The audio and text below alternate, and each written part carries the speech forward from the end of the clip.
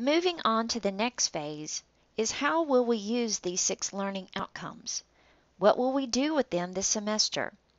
A simple answer: you're going to use them during your teacher observations. More specifically, they will guide your interviews and observations of the 2 teachers you have scheduled to observe. Beginning on page 19 of your manual, you will see a form much like the one on the screen. There are 12 of these. These forms will be used during your observations. Let me set this up for you. You will observe 2 teachers for a total of 20 hours. 2 teachers for a total of 10 hours apiece. There are 3 interviews and 3 teaching observations for each teacher. For example, my first observation might be scheduled with Mr. Smith at West Point Middle School on Monday, February the 2nd. Let's look at my day. At 8 o'clock, I enter the room and introduce myself to Mr. Smith. He in turn introduces me to his class and directs me to my assigned area for observations. The teacher will have you a place for you to sit and observe. They may have you sitting in a chair, they may have you sitting at a table, or they may have created a space for you at a desk.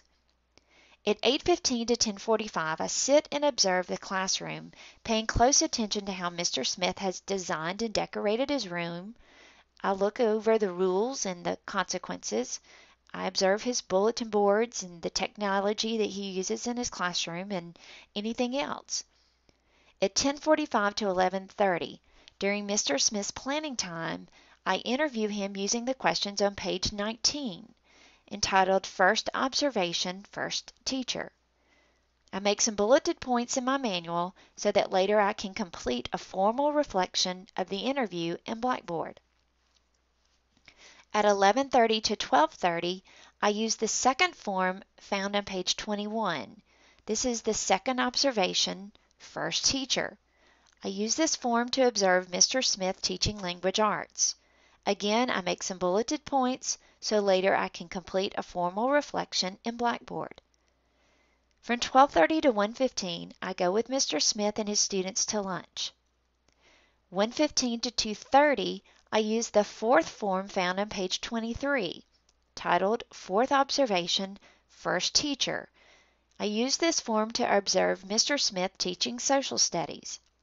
Now I skipped the third observation form, entitled Third Observation, First Teacher, because this form is for an interview, and I needed an observation of a lesson form.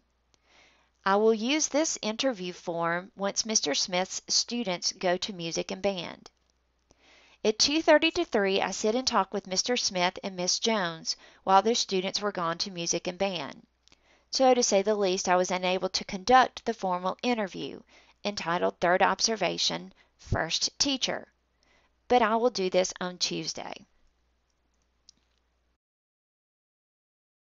I will go back on Tuesday and complete the rest of my observations. I actually have 2 interviews and 1 teaching observation left. Then I'm ready to document and reflect on my observations in Blackboard. You will be responsible for reflecting on your observation sessions. Before we go to Blackboard, let's look at a few things. John Dewey best states it: we do not learn from experience, we learn from reflecting on experience. A reflection occurs when we analyze the effectiveness of what we do. As a teacher, we reflect on our teaching and the effectiveness of our teaching, and with that we develop a plan for improvement. During your formal observations, you collected data incorporating the 6 learning outcomes of the conceptual framework. You interviewed your teachers on their leadership and collaboration skills. You observed their effective facilitation practices, their ability to engage all learners in critical thinking and problem solving. Now you are going to practice your personal reflective skills. Let's look at the timeline for submitting your observations in Blackboard. The 6 observation reflections on the first teacher are due February the 18th by 11:59 p.m., the end of the day.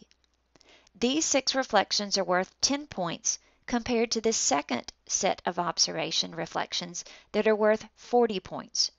Your first attempt is like a trial attempt. You will be graded and given feedback on your reflections, but you don't have to worry if they are not perfect.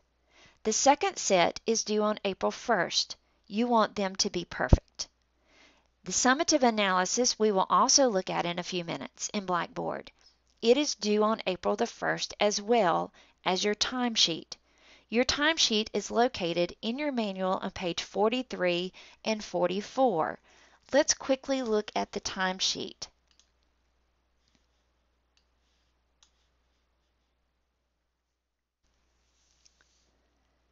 Make sure that you have completed both sides completely.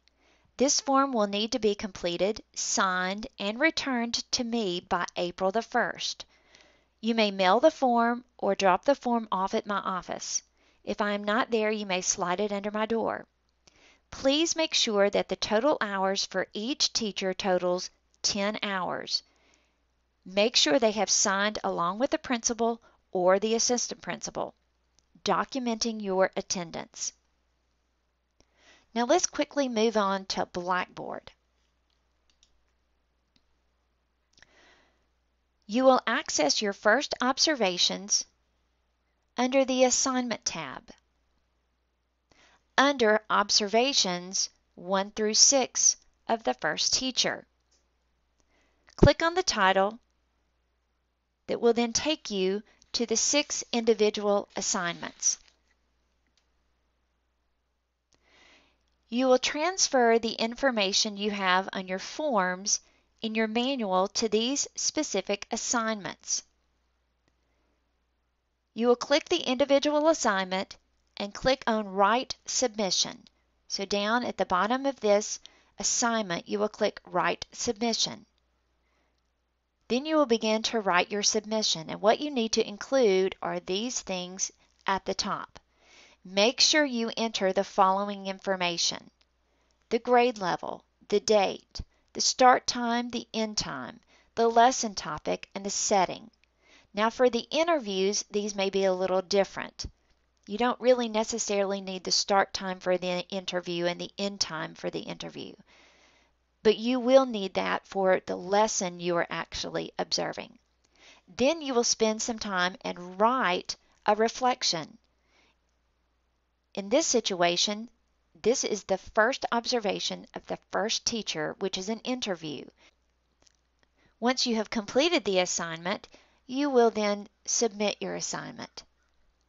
And you will do this for each of the 6 learning outcomes.